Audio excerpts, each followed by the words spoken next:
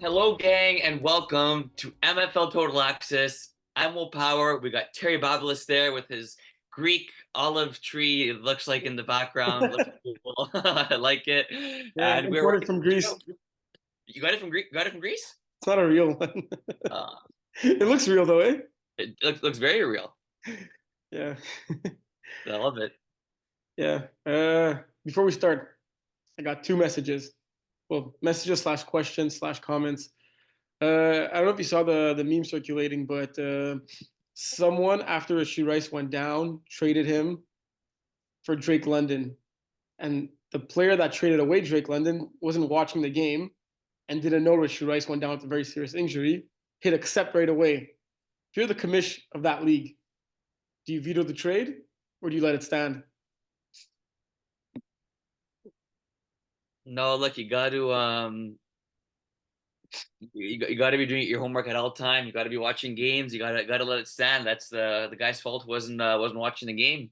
Got to do You you don't got to think do it's a your little homework. bit of a like obviously the guy that sends the trade is it's a bit of a dick move, right? Yeah, like he knows what he's doing, but I don't know. That's fine. It's you're with friends. You're gonna be brats, and I don't know. You always gotta have your guard up. No, I think you let that one slide. I'm curious to know what everyone else thinks. Hopefully get at least one comment telling us what they would do. Yeah, it's tough. Oh, that wasn't what you did, eh? What? No, no, no. This I was saw it. I literally just saw it like 5 minutes. Like you said you were ready and I was waiting for you to hop on. So and I was scrolling on Facebook and then that's how I saw it. But it's like, I mean, I sent it in my chat, and right away, a lot of people were saying like they were against it.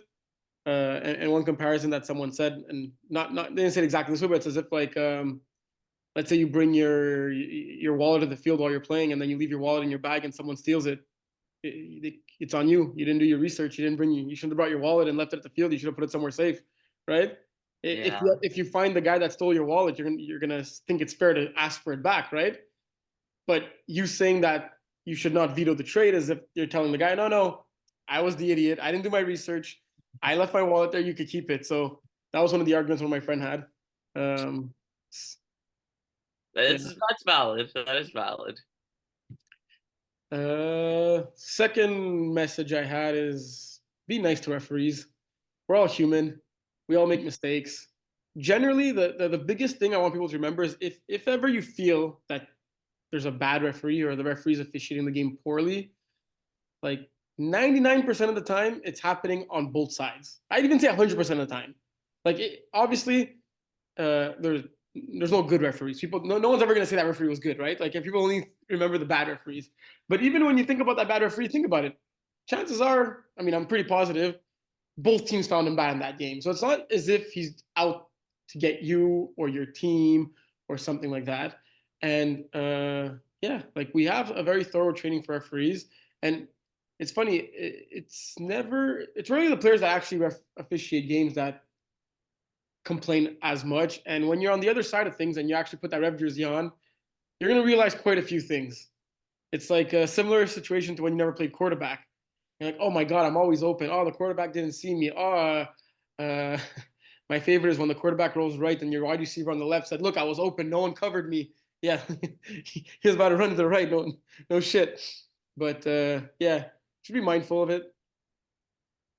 It's a friendly league too, right? We try and give each other the benefit of the doubt. I was gonna say my mom was watching. She stayed like the whole time we went out for lunch, but she watched both of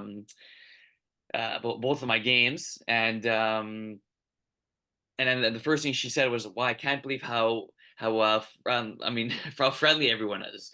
And I guess some people give crap to the rest, but just to say like we're a league that is super friendly and we want to try and keep that vibe. And she was saying like people from other teams are saying nice throw to a guy on another team or Yeah, nice catch, and like helping each other up. And she was like really impressed. was And almost she shocked. yeah she loved the vibe. I was So expecting. Was it her first time? Like, was it her first time watching MFL game? no, but it was her first time like there for like the day. Like she's Like seen a a game here, And half usually a your game dad's there. with her and he distracts her and he talks to her. And now she's actually like tuned in and like listening to the game and Yeah, watching the game. like she was there exactly. She was there from like 12 to when our game ended, our second game ended, which was like It around 6 or like five was forty-five. there longer than you, basically. for real. And she, she said it was awesome, and she'd love to come watch games again. So just to give a thumbs up to MFL, and yeah, we want to keep that vibe up, and also show that appreciation towards the refs. Yeah, good. Anything you wanted to say, or any comments or notes you wanted to go over before we start?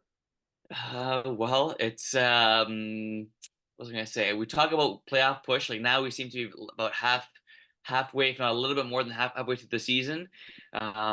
Every game, every play, every half becomes even more important. So try and keep that in mind, and start looking at the playoff races, because they're getting tight. Yeah, yeah. So let's get right into it right now. And let's start with the women's division because we still have two undefeated teams here. Um, Hard to say who's the favorite, right? Look, clearly Tigres with a plus 218 differential, 225 points for, 7 points against through 6 games is completely nuts. But Steelers are also 5-0 and they beat everyone ahead of them. Did you see any games in the women's division? I saw the game, the Crazy Beast Steelers that you were roughing, right? Yeah, I I saw was the wondering if you two. saw another one. No, I just saw the two picks in that game to start the game. That was it. Yeah, so Crazy scored 12 points in this game, and at one point it was they were down 14 nothing at half. They brought it back to 14-12 after an insane pick six by Lorian, and then a fourth down touchdown to Jean from Daniela from the 1 yard line. They showed some life. Look, 6 minutes remaining in the game, they were down 2 points. Like this was probably one of their closest games, if not their closest game of the whole season. And look, Crazy Bees had a great attitude, even though they got killed, right? But to see them actually score points and be in this game, and what's so impressive is that it was Daniela's first game as a quarterback, like ever. Like I, and Wow. she did like a way better job than I did in my first game, and pretty good job compared to like anyone's first game, throwing only one interception. That's very good. Yeah, they had Jean help them out, which clearly did her part. 4 catches, 52 yards, a touchdown. Lorian 2 for 27. Even Jean on defense with 12 those 12 tackles. Wow. So Susanna got a pick on I believe it was the very first place. That's the one you were talking about. I, Yeah, I think so. very first play she got a pick, but then Christelle Jean Baptiste got it back 2 plays later. Um, Look, Steelers didn't panic at all. Like I think they knew they had control of this game, even when it was a close game. It was not Branda's cleanest or best game. I've definitely seen her throw better games, but to her defense, there were a lot of drops in this game by her team. A lot of drops, like flat out drops that you could blame the receiver, but a lot of drops because Crazy B's defense did play well enough to cause some of those drops. So it was a very fun game. And I think both teams left this game with a lot of positive. Maria Martinez with 2 sacks, great rusher there. Um, and yeah, Melissa Ann getting 3 of the 4 touchdowns for Steelers. Yeah, I think like you said, two positives by Steelers. Obviously, getting the dub. We see there's um no more victories in the MFL, but I was impressed. Like the point spread in this one would have been a little bit higher than 16. So I'm impressed that Probably would Crazy have been Bees. 28. Yeah, right around there, and Crazy Bees were able to put up 12 points and hold Steelers to 28. So that's something to be proud of. And like we talked about in the standings, right? There's going to be one of those teams that is not doing so well. It's gonna make the playoffs, right? So this could be a push from Crazy Bees, and maybe something in the right direction for them. Looking at the playoffs right now, it's going to be tough, right? Crazy Bees, Yeah. they've got 2 games in hand. Um, Crazy Bees who are they playing in those last 3 games? They're playing DS once, sorry, and Dirty Charlotte twice, right? So they could run the table theoretically, right, and go 3-7, and then they'll have the tiebreaker over Des Drapeau. So Des Drapeau would have to win 2 games. So it's not entirely impossible. Crazy Bees, your playoff hopes are very well alive, still here, especially if you could get that. Well, you're on a bye this week, so especially if Dirty Charlotte lose here and Des Drapeau probably lose this one here. So yeah, but V, game of the week, and I think all of the MFL has to be Steelers and Tigres. How often? I mean, I think the answer is never. Do you get a Week 8 matchup among two undefeated teams? Yeah, never. It's like week 8. Like usually by even like week 4, week 5, you have like teams okay, like a 2-1, 3-1, 4-1 matchup is pretty good. But to see both these teams undefeated right now, and man, that game's on at 1:30. They hopefully check out some of that game. Maybe if I'm not roughing, I'll check it out. But it's like even if you have two teams at 6-2 or 7-1 at this point is impressive. But to see the fact that they're both undefeated, 6-0, 5-0, both have over 120 3 points in terms of point differential. I'm excited for this game. It should be a really good one. Yeah, definitely. What are your keys to victory for each team? Look, I think for Steelers, it's going to be get a fast start, right? I don't think like against Crazy Bees. First early game for Brenda was the pick. I don't think you could afford that against TKs. I think TKs are the type of team that um, once they're winning, they won't blow a lead. So I think that's important for Steelers to get on a hot. I would almost say if they win the coin toss, start on offense, honestly, and try and put up first points. So that's what I'd say for Steelers. Tigres, keep doing what you're doing, but I would say know that this game is not going to be as easy as the first Yeah. 6 games were for them. Well, I think looking at the standings, Steelers are going to know that, right? They're not going to expect this one to be like similar to other games. Tigres with three straight shutouts, uh, five total on the season. Look, their closest game was a 12-7 win against DS, who they were missing half their roster, and it's probably their only. It's the only game where they got points scored on, and then the fewest amount of points they scored was 32 against Crazy Bees 2 weeks ago. Um, Looking back at the standings, Tigres are averaging 40 points a game, but Steelers are averaging 30 points a game. Steelers are averaging a touchdown against per game. Tigres are averaging a point against per game. Very ridiculous putting those numbers that way, but to me, it's really going to be about like I think it's going to be more about the scoring than the defense in this one. I think it's going to be who could score more points in this one because look, both teams can definitely score. They showed that. And both defenses have been playing well, but it maybe has been because they haven't really gotten tested against good offenses. Both teams have great offenses. They both have great defenses. I see a high scoring game in this one. Give me Tigres 31-21. I like that. I'm gonna go even a little bit more high score. I'm gonna go Tigres 34-26. Like it. Let's move our way to Division One now, where the standings are taking place here. It's really tight between Arnold's and A team. I would have loved if you guys were playing against each other this upcoming week, but there are huge games with mighty importance here. Arnold's Outlaws, rematch of that spring finals, and then A team Outlaws both playing Pocket Rockets. Look, Pocket Rockets are not mathematically eliminated, right? They didn't have the greatest outing this past weekend. It was PO's second or third game of the day. Um, but if somehow, some way they could win these two games, there'll be one game or half a game and a half, maybe out of a playoff spot, depending on how the other games shape up. So there would be hope there. Yep. It ain't over till it's over. Yeah, and then you want to talk about your game first? Sure. Yeah, it was like a game where we played well on both sides of the ball.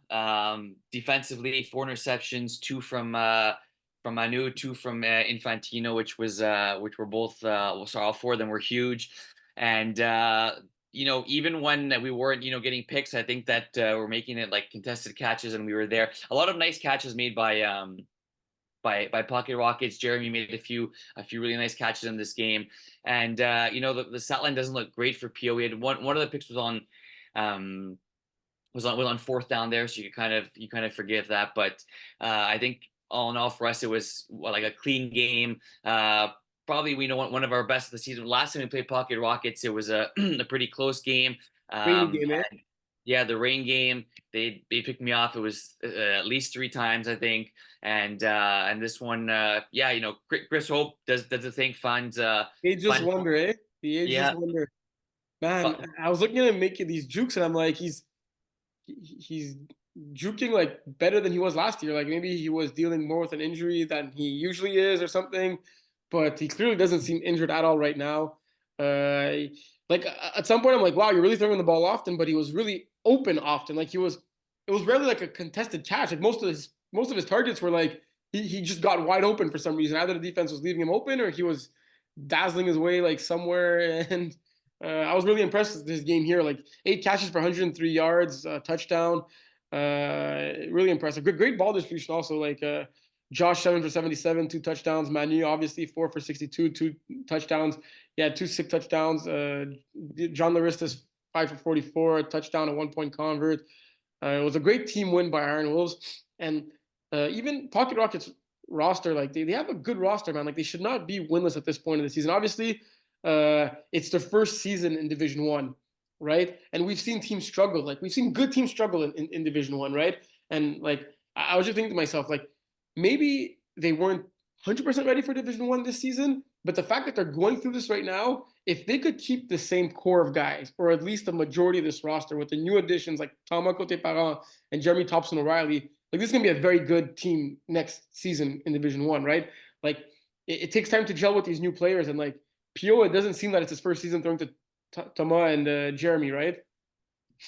no, he does a good job using them, and to come up from the snap position, it's impressive. He's able to get more than like the 4 or 5 yards per catch that you're used to from your snapper. And yeah, Alexi is his main guy. He hasn't been there, right? So who knows if they would have been able to maybe steal a win or two if Alexi was playing healthy. So yeah, for sure, Pio's gonna have to limit the picks. But like you said, it's a new team. He's throwing a new guys, and like his main partner in crime in Alexi hasn't been healthy. So it's not an ideal situation for Pocket Rockets either. It was great to see Alexi back on the field though.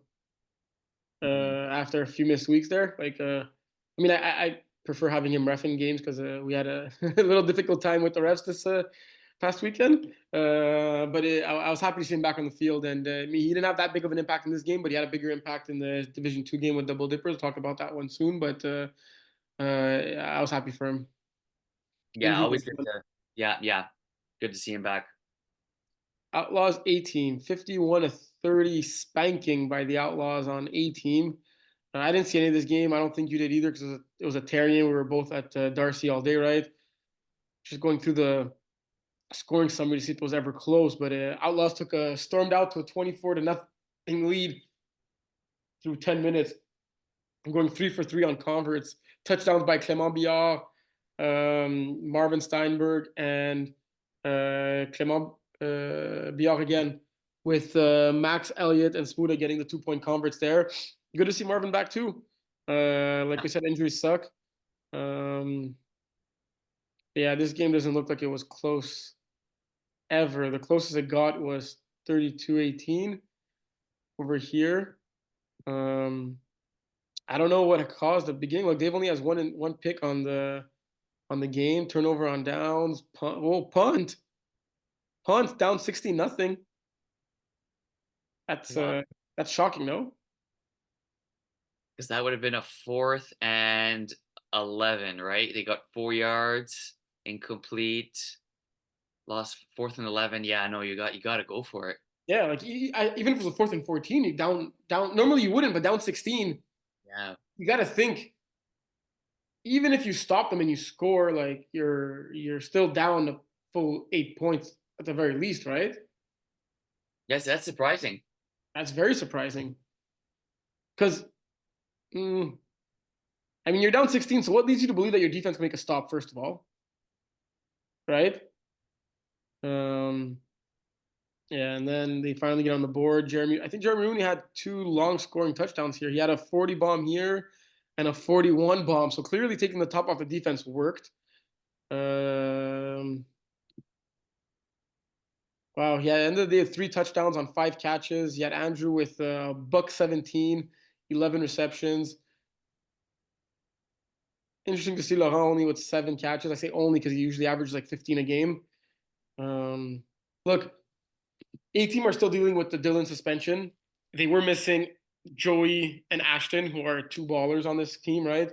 They had some subs who were good subs, but I think it was probably the first time that Guillaume Renaud Dumoulin was ever playing with this team. Obviously, he's a great player, right? But anytime you have subs, especially in Division One, it's always a little harder. Um, yeah, And I think Guillaume, I heard from Laurent, he hurt his finger pregame just throwing the ball around. So they had to tape it up. So it was was this after his nice cities games? I'm not sure. I think so. But yeah, I know they were just throwing the ball pregame and he dove and kind of jammed one of his fingers, I think. So it wasn't the best day for A team. That's for sure. That sucks. Division Two, Yep. been with a huge win over Rejects, although they lost later in the day to the Villains. But let's start with this game. I didn't see much of it. Both quarterbacks, 3 touchdowns, 3 picks with almost identical stats of 200 yards and almost similar completion percentage. Um, yeah, I just want to say it was a big win. I didn't really see much of the game and the stats, but David Michaud stepping up at quarterback and getting the 2 interceptions on defense. Good on him. Did you see any of it? No, I did. But I did see like standing wise how big of a victory it was. Yeah, like Villains going 1-1, Bin both going 1-1. I did see this game. Nice to these double dippers. Oh my God, I was sure this game was destined for overtime. It was 26-26 with 26 seconds remaining. I'm not making this up because I said it during the game and people were laughing. You see it here, 26-26 with 26 seconds remaining when Pio found Max Veron in the end zone to tie that game up. Could not convert afterwards. And then, how do you leave Andrew wide open back there? back there? Andrew and Guillaume have been tearing this division apart right now. Um, I believe they're both leading on at least on a very least on a per game basis every statistical category of their respective positions. Smodzma made an insane sideline catch. Like he jumped up for the ball on the sideline, and he was like physically like his torso was probably like 2 to 3 yards out of bounds. Like while he was in the air, I'm like no chance like he's coming down with it. And somehow he stuck the landing and got both feet in. Very impressive. He was clearly PO's main target in this one. I thought he had even more catches than 8. Nick Cloutier, big game by him, huge touchdown. Eric, huge game as well, 8 for 51, 2 touchdowns. Alexis, 9. Look, Pio completed 36 passes in this game. I'm going through the numbers. I'm like, he has 8, he has 6, he has 8. How does he have 9? Like, well, Pio completed 30. Like, Pio looked good in this one. Obviously, through a few bad throws he would like back. But and a huge pick by Eric also. But this was nice. These are the team to beat in this division. I think it's really it's going to be tough to beat them. It's crazy how your season could turn around so quickly. I was speaking to some of their players after their week 1 doubleheader where they lost 38-0 to the Villains, who had up until this weekend only 1 win and then got destroyed by Tigres.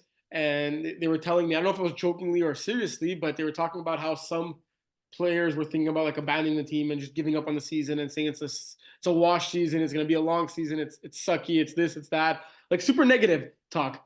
And now through 7 weeks, they're what 5-2, 5 game win streak, the hottest team in the division, beating the defending champions, beating the double dipper perennial season champions in every division.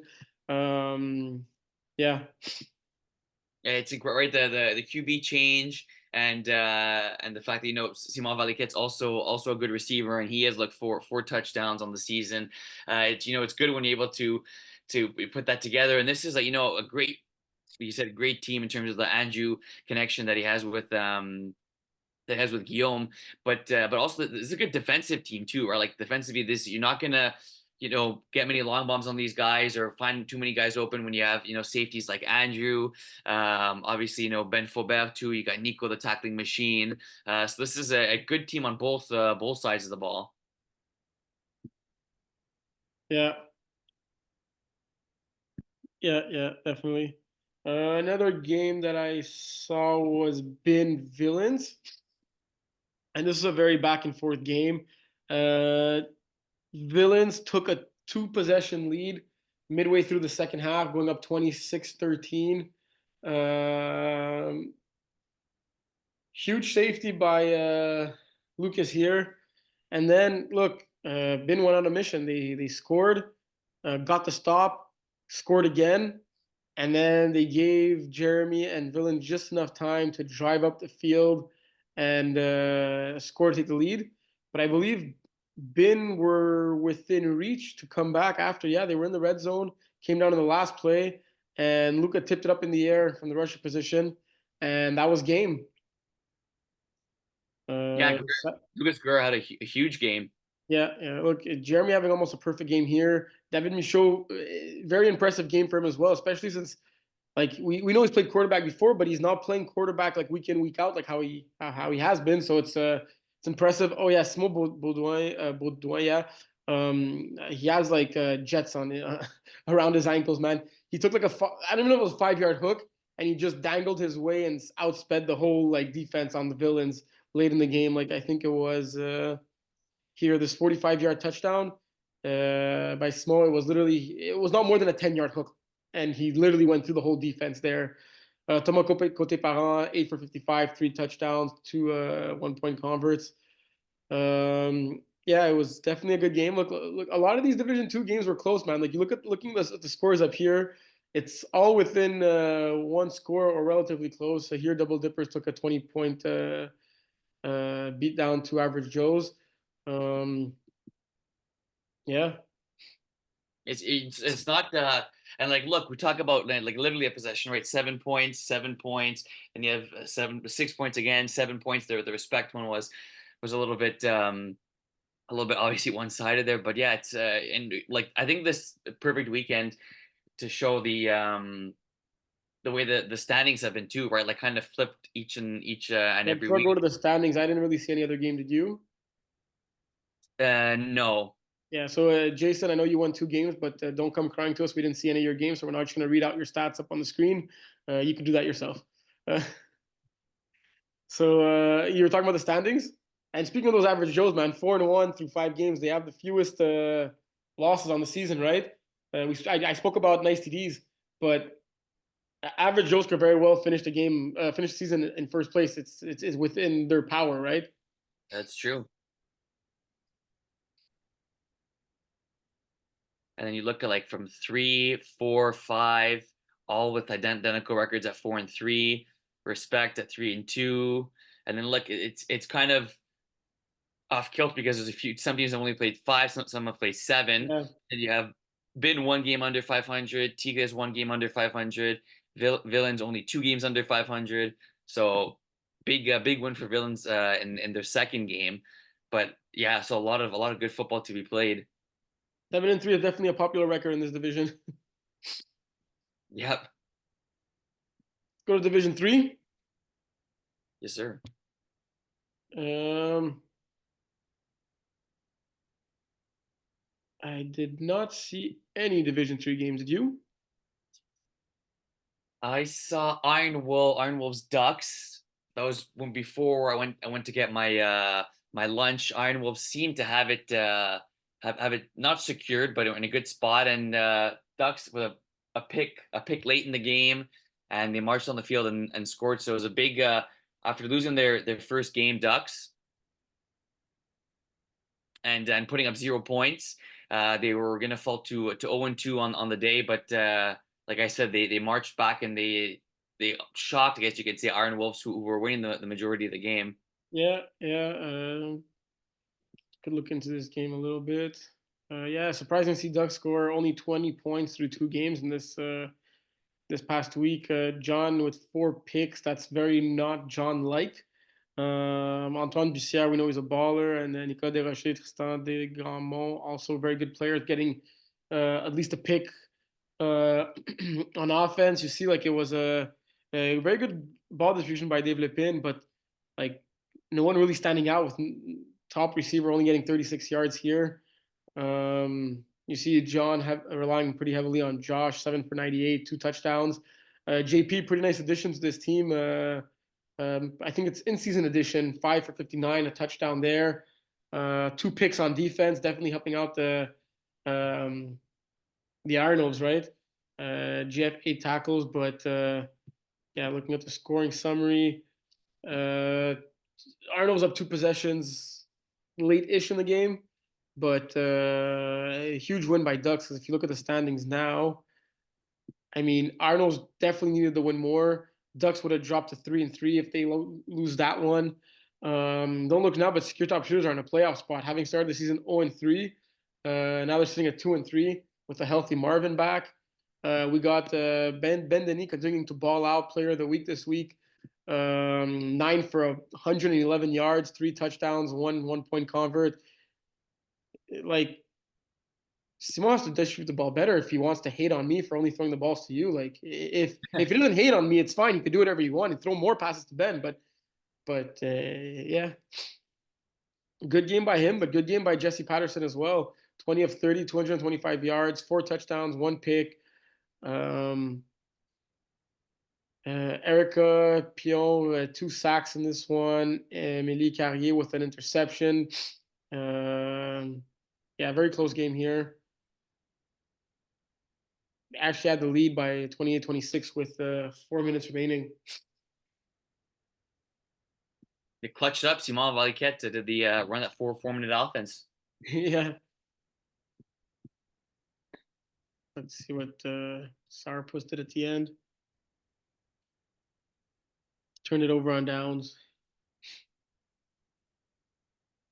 Any big Division 3 games coming up here? Let's put the standings on at the same time. CIA Drama Club. That's going to be a good one. CIA is sitting at 6-1. Drama Club 4-2.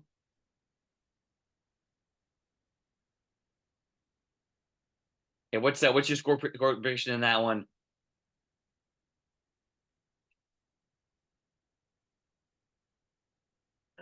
CIA is winning it. 31-28.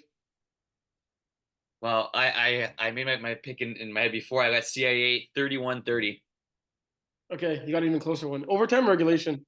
No regulation. They scored touchdown, tied Yes, at that 30, last and 1 point convert. there you go. Who? Yeah, they 30-30, and then they get the extra Who point gets it? convert. Kayla. Kyla. Yeah. Kayla. Okay. Secure Top Shooters is the doubleheader.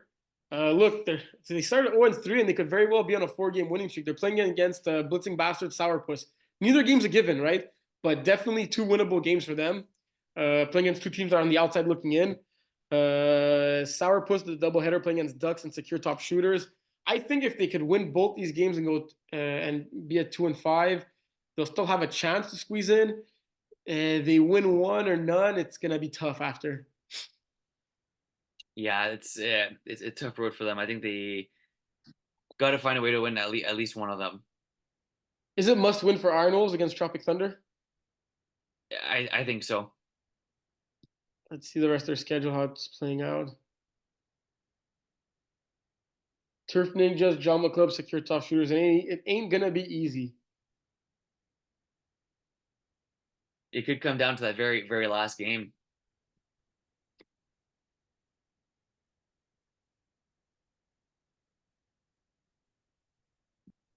Yeah. All right, that's it for Division 3.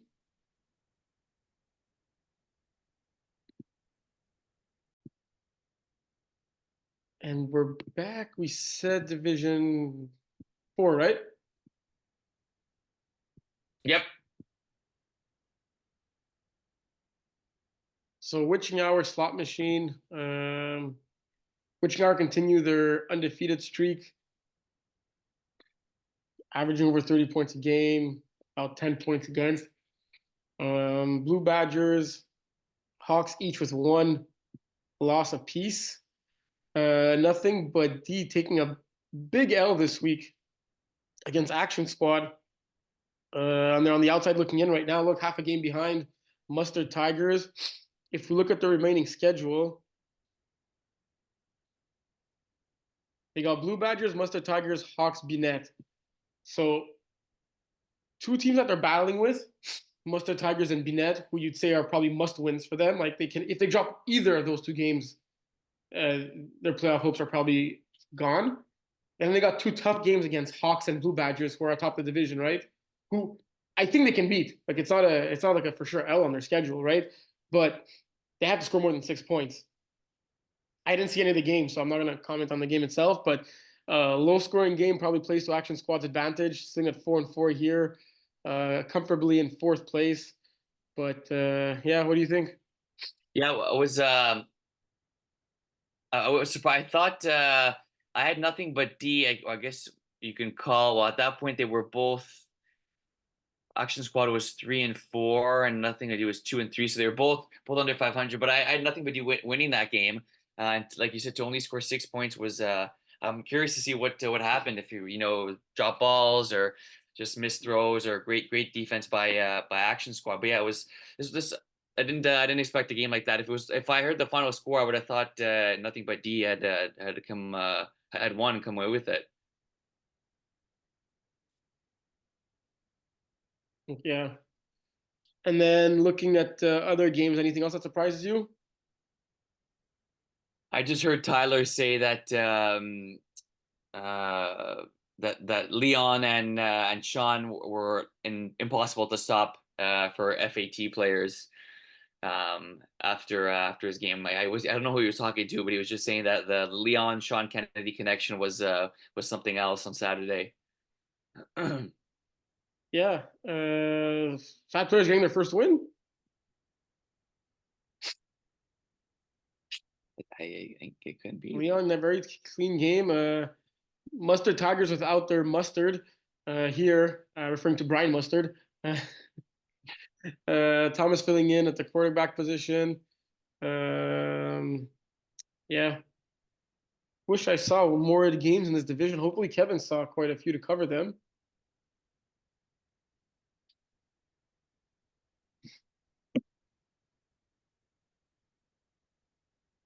Yeah, a lot of like good defensive games, right? Holding Mustard Tigers to 13. Now they don't have their starting QB. Blue Badgers holding Sour Peeps to 6. Nothing but D only scoring 6. Good defense. Yeah. So if we look at the standings, then what would you say? Do you see anything changing? Yeah, it's a good question. 2-4. It's so hard to say Tigers are going to miss, but then I would have thought nothing but D. If I were to say right now, I do think Binet and Nothing but D have a shot. Right, they're only half a game behind Mustard Tigers, but I don't see the Tigers slipping out of a spot. So I say that the top 6, the order may change, but I think the top 6 teams are going to be the ones making the playoffs. If Binet beat the slot machine this Saturday, then whatever we just said is probably not true anymore, right? Should both be 3-4. Yeah. And the thing I feel like I tend to agree with you, but I feel we said this last season too, or the season before that, or we've been saying it too often. I don't see this not happening for Mustard Tigers, and it happens. Right? That's true. It's especially lower divisions, very unpredictable. Yeah. All right. Sorry for the um, fewer minutes on the coverage for Division 4. We'll get you next week. Hopefully, Kevin has a lengthy article with a lot of nice words to say. We'll move on to Division 5. Two big games, like you said. Bennett Slot Machine, nothing but D Mustard Tigers. So yeah. Division 5. These pick Sixers can't stop winning now. Sitting at 3-4, tied for the last playoff spot. Great on them. I was surprised with the Phoenix Wong dynasty. I thought it would be closer as well. Yeah, the 34-7, and Wong dynasty for me was one of my top. I mean, they still are one of the top teams, right, sitting at 5-2.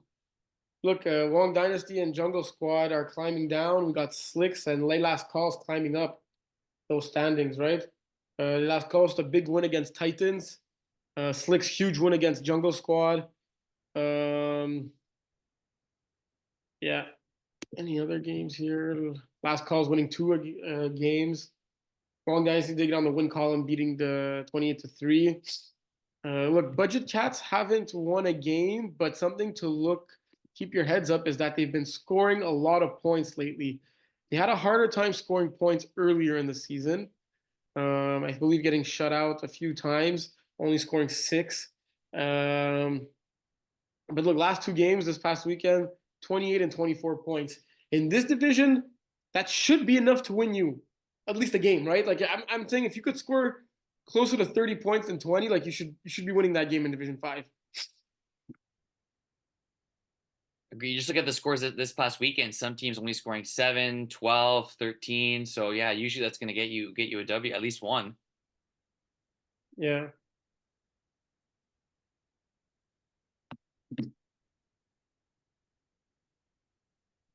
Do they get a win when the season's all said and done? Oh man, it's gonna come down to that last game against Spartans. It's gonna depend how many picks GF throws in that one. Because although Spartans won this game by forfeit, they did not score a single point. They lost this game 33-0. GF 7 completions, 4 interceptions. Obviously, a game that the Spartans want to forget. Unfortunately for Asbin, they had an illegal sub here. I don't think, to be honest, that the sub made the 33-point shift there. I do believe that Asbin probably win this game, but rules are rules, right? You got to administer them the way they're written in the rule book here. So to answer your question, it's going to depend because like Spartans have been losing more than they've been winning lately, right? And it's going to come down to that last game. Would have been on a 4-game losing streak. They could not be in the playoffs at that point and not really care about that game. So if Budget Cats want to win a game, they got to prepare for that one. I could see them maybe upsetting Jungle Squad. Yeah, that'd be a hell of an upset. Yeah. Game of the week, Phoenix, their last calls. Can Phoenix end this undefeated season for Phoenix? Or let them go undefeated and lose in the first round of the playoffs like usual? Tough decision.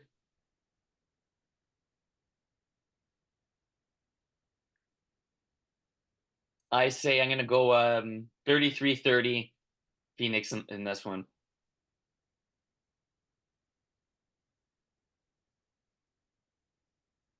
31-12, their last calls. Oh, I like it.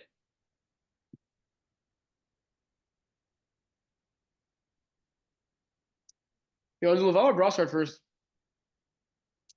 We'll do Laval. Okay, so you know when you start a new league and there's a bunch of new teams and there's only one division and you can't really sign up in like the division you want. It's always like a touchy situation and everything. Well, look how close the games were this past Sunday in Laval.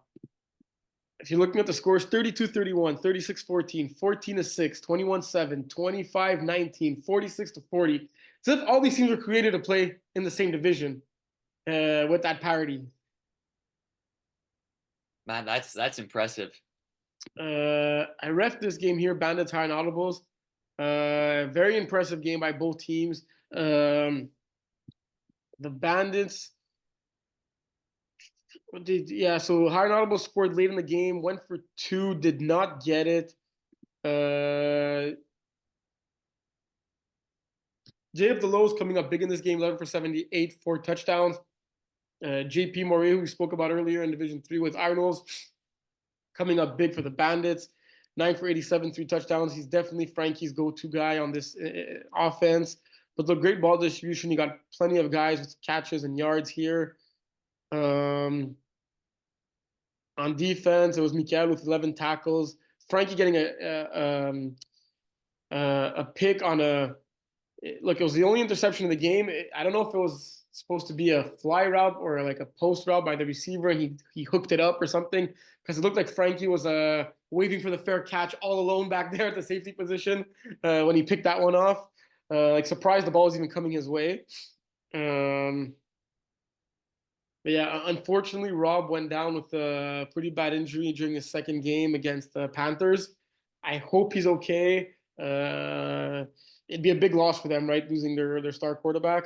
Like there were a few injuries this past Sunday, unfortunately. I hope everyone heals up and we see them this upcoming Sunday with playoffs just around the corner, right? It's going to be the first weekend of October this coming Sunday, and then in 1 month we got the playoffs, November 3rd. So yeah, looking at the standings.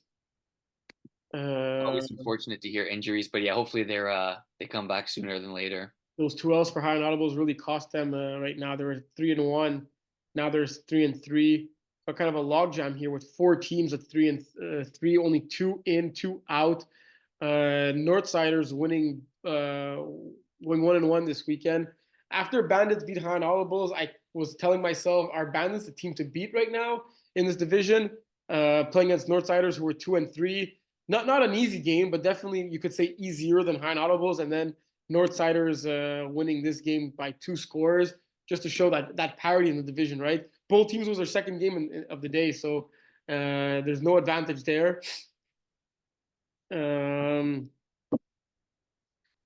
And then, yeah, so Alexandre Wattier, definitely the go-to guy in this offense. Well, him and Mikael sharing the bulk of the load. Low-scoring game. I don't know, like everything that was working for Bandits in the previous game kind of just wasn't here. Northsiders have that stingy, pretty good defense. It's a big win for them, right? Because they were on the outside looking in. Now they're tied for that last playoff spot. Abraham, like one of the fastest players in all of MFL Laval, getting 2 sacks there. JC getting a huge pick, 2 picks, but like one of them in the red zone in this game here. Our boy Fine Wine, Rob White, Ageless Wonder, doing his part, 6 for 68, a touchdown. Then I also saw this game here, Villains Dynasty. Wow, I was sure we are going to get overtime here. Back and forth game. You could see the score was all tied up at 40-40 with 18 seconds remaining. And then Kevin Marion to, it was Sébastien Béchard for 40 yards. It was kind of like a deep hook, like 10 to 15 yards. A missed tackle where everyone thought the tackle happened. And then he runs off for another 20 yards before Jeremy catches him, tackles him. And on the very last play, scores that touchdown to Maxime Fournier for the win. But wow, what a game!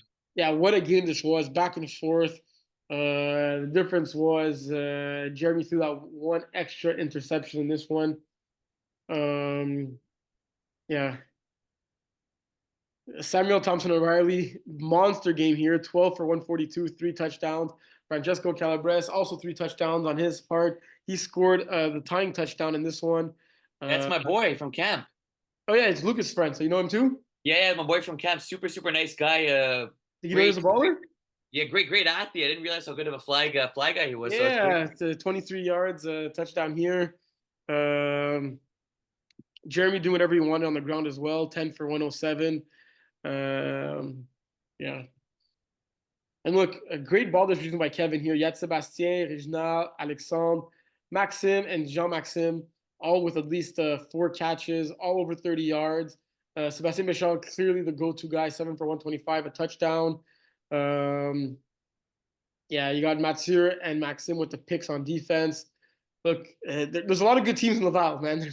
There's a lot of good teams. And in spite of all that, you got Panthers and Gators, who we didn't even talk about yet, who are sitting at 5-1 and 4-1 atop the standings. You're 2 free agent teams. Wow. How crazy is that? You got your two free agent teams sitting at the top of the standings now in the Laval division. They played earlier in the season, and I think Panthers beat the Gators in that first game, and then Gators won four straight. Um, they're facing off last game of the regular season, right? It could be for first place. Damn, that'll be one. Get your popcorn ready. The top two get a bye, so might not be as much at stake there. Just to get that coin toss out of the way in the finals if they do meet.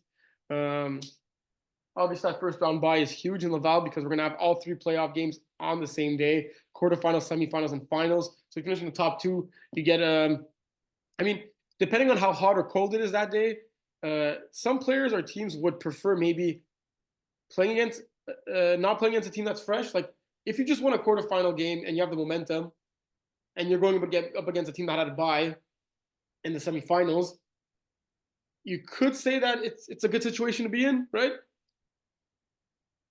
That's true, right? Because yeah, you've already you warmed up. Like it probably be cold, and you warmed up, got the dub, and you're feeling fresh. Yeah. So looking at the standings here, sorry, at the upcoming games, let's look at the teams on the bubble. Bandits are playing against the Gators. That's going to be a tough one. Galactic Fun playing against the Panther. That's going to be a tough one. So you can see the two teams that are on the inside looking are currently on the inside could very well be on the outside looking in, playing against the top two teams of the division. And you got Higher Audibles and Northsiders playing against each other. So that's going to be a huge game, probably the game of the week for the team to go over 500 there and be in a playoff spot. You also got D Nasty and the Gators battling for that two seed, right? And the bye. Yep. Um, yeah. You want to start with Brossard Division 1 or Division 2? It's like Div 2. So in Div 2, we'll go with look at the standings actually. So this is not updated yet, but the Furious Not Fast Perchaud game should be a forfeit. Perchaud only had three roster players, had three subs. Just waiting to get some information. By the time this airs, it should be updated. If ever it's not, it means there was some exception that I was not aware of that maybe was given by another person from the league. But yeah, we're looking into that. If you have any questions, because what I said now is not what's on the website, when you watch this show, just write to me or write to the league. We'll clear that up for you. But let's assume that the Furious Not Fast is a forfeit, and Pershore is sitting at at 4-2, and Furious Not Fast on 4-3 now. If that is the case, you can very well say that the playoff spots are shaping up. Would you say that? Yeah, Banana Blitz needs to go on a tear. And kind of sucky because both Banana Blitz and White Lightning were on a bye. And look, Banana Blitz actually are facing Fierce Not Fast, who are right ahead of them, and White Lightning. So uh, let's say Banana Blitz win those two games, they'd be 4-4, and Furious Not Fast would be 4-4. All right. It's true because yeah, they'd be tied. So if Banana Blitz beat Furious Not Fast this Sunday, we have ourselves a race. You agree? Damn, it'll be a good race too. But they can't take White Lightning too lightly. Yeah, the worst that could happen is for them to beat Furious Not Fast. Well, I mean, the worst that could happen is to lose both games, but the T's worst that could happen is to beat Furious Not Fast and lose to uh, White Lightning. Look at Brossard Division 1. So huge win with Spartans who were out their quarterback Avery. They had Guillaume subbing in for them and sitting at the top of the standings now. Followed by Red Knot Skins, Punishers, Old School. Old School dropping one against Iron Chiefs over here. Southsiders losing again to Red Knot Skins this time. This division as well. Look, there's four teams above 500, two below 500. Would you say the playoff spots are locked in right now? It's tough. Look, Southsiders. Yeah, they're 2 games out of a playoff spot. They're playing the Punishers, who we know are a good team. It's pretty much set at this point in standings. But look, you never know. If Southsiders get a victory, they're sitting at 2-4. And if They'll Old put School lose, they're sitting at 3-3. They're just one game outside at that point, right? there you go. So it's Southsiders need to win this weekend. Definitely.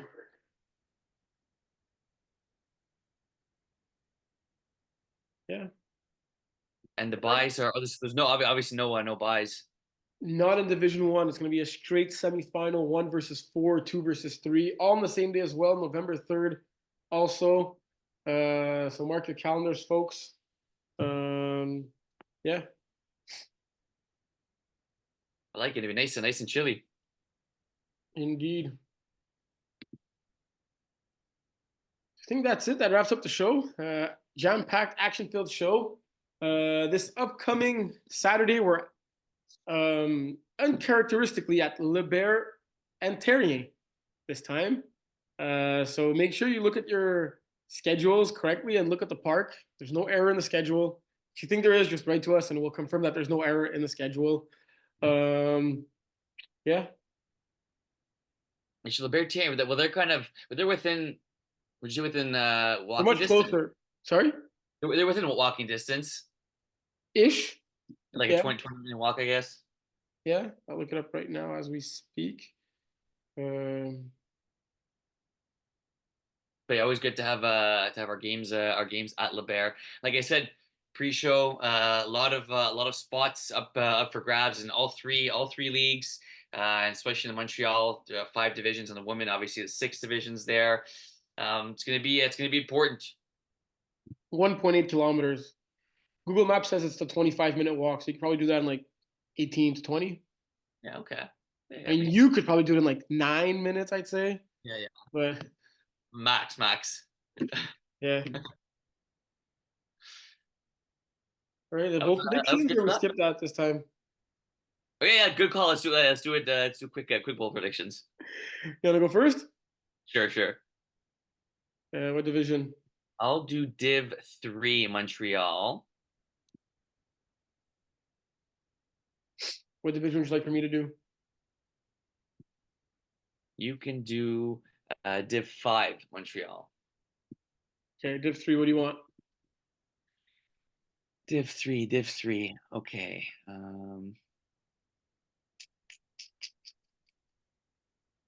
Secure top shooters have 2 games. They have 2 wins in a row, I believe. They make it 4 wins in a row, and Marvin Steinberg has a total of seven rushing touchdowns on the day. I had before you even spoke about that game. I had one in my mind. I was gonna say Marvin has more interceptions in these 2 games than touchdowns. Like he gets more interceptions on defense than touchdowns. Then he throws touchdowns Yeah, which for him would mean that he's a bad quarterback, right? and a good defender. No, I meant you didn't get the joke, right? It's when you were leading the division in like interceptions on defense, and he said that's why you're not good at quarterback because you had a lot of picks. And Oh, he thought your oh, yeah. defensive interceptions were your throwing interceptions. Yeah, I do that. I remember that one. And that's why I'd say he's not a good quarterback because all the ones he did. I thought you'd get it because he was literally making fun of you when he was the one that didn't understand. But now that I explained it, it's not as funny anymore. I was a little slow there. Yeah, it's okay. I forgive you. You still told me Division 5, right? It's always fun to make fun of Kevin and go bold on Kevin. Um, Look, Phoenix is undefeated. I say they lose both their games this weekend, and it ain't gonna be close. I already predicted 31-12 against their last calls, and I'm gonna go like something like 20-6 against Titans. Oh, that's bold. When it rains, it Undefeated, pours. losing twice. Alrighty then. I think that's it. Good show. Yeah, thanks everyone for tuning in. Yeah, I don't think anyone listens up until the very end now, but if you have any comments or suggestions for us, we always appreciate it. We try. It's we're just trying our best here. Yeah. All right, man. talk soon, and I'll see you Saturday, hopefully. Yeah. Um, yeah. Yeah, I mean, Any we don't. Who knows about the weather? Hopefully, it's not raining. yeah closing remarks? Any nice words? You want to sing a Right. song? Um, I can put MFL on a wrap, but I'll do that for next session. But MFL is great, guys. Like I said, my mom came. She was floored with how nice everybody was, and yeah. So let's keep that up. Keep the good vibes going, and we're not enemies on the field. Like like they say in some sports, we're competitive, but we're still friends on the field, and it's cool to have an outsider like like my mom that saw that and she was impressed. So I mean, she might be a little biased given that her son's like the face of the MFL and the commissioner and running of the show and everything, right? you mean maybe, but this is what she said. I'm not gonna put words in her mouth, and that's what it was. So What do good you mean job, by put guys. MFL on a wrap next week? Yeah, I'll add it in a rap, The what? like a rap song. Oh, I was thinking about like rapping a rap, like it's a rap. So I guess you got a week to come up with the lyrics. Boy, get done. Right. See y'all Saturday. As always, if you got any questions, don't hesitate. And yeah, heal up for those that are dealing with injuries. Playoffs coming up. And yeah. Thanks for tuning in, guys.